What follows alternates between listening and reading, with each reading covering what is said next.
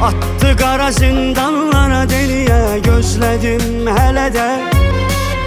Bəlkə sevgili yar dönə geriyə, sən gedəndən hələ də. Unuda bilməmişəm gülüşünü mən, səndən xatirə yadigarım var. Yoxsan elə bir çəkirəm sənsizlik dərdin hər gün birə-bir. Mənə sən yoxluğu göstərdin sənsiz yarım. Elə hicran çəkirəm bil ki, sənin adında mənim bir dərd azarım var.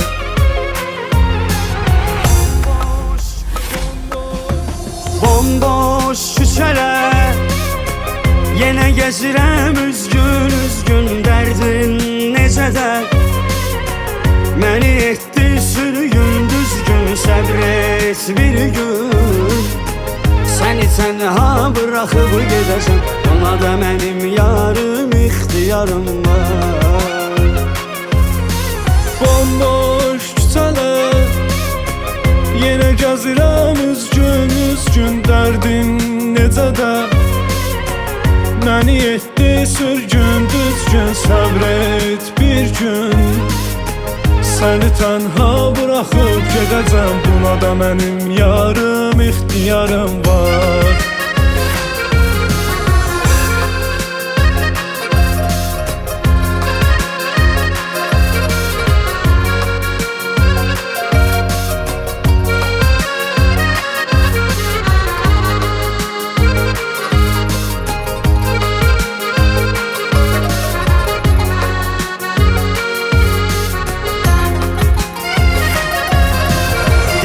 Mənim sözümü daha qala bilmirəm ki, sənsiz anımda yoxdur özümü.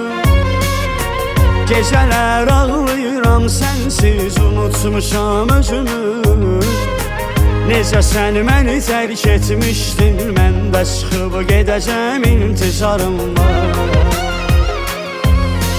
Göz yaşlarımı yanağımdan silə bilməmişəm, həsrət qəm odu. Məni məhv eləyib gülməmişəm səndən başqa.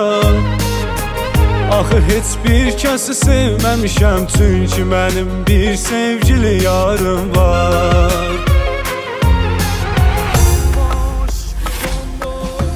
Bomboş küçələr, yenə gəzirəm üzgün üzgün, dərdin necə də məni etdi sürgün düzgün. Səbr et bir gün, səni tənha bıraxıb gedəcəm, ona da mənim yarım ixtiyarım var.